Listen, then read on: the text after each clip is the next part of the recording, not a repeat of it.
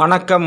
பொங்கல் பண்டிகை முன்னிட்டு அயலான் உட்பட 4 படம் தமிழ்நாட்டில் ரிலீஸ் ஆகிருக்கு. நம்ம இந்த வீடியோவில் அயலான் படம் எப்படி இருக்குது அப்படின்னு பார்க்க போகிறோம். அதாவது முதல்ல 2ஆக பிரிச்சுக்கலாம். முதல் பாதி 2ஆம் பாதின்னு.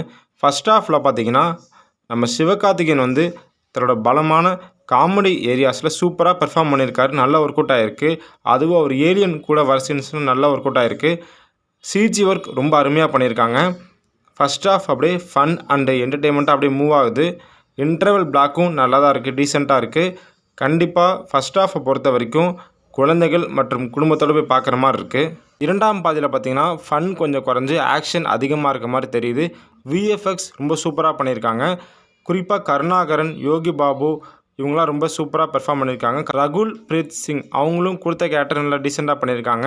ஏஆர் ரஹ்மான் மியூசிக்கு நல்லா தான் இருக்குது. ஏன்னா அங்கங்கே சில சாங்ஸ் மட்டும் லேக் அடிக்கிற மாதிரி தெரியுது.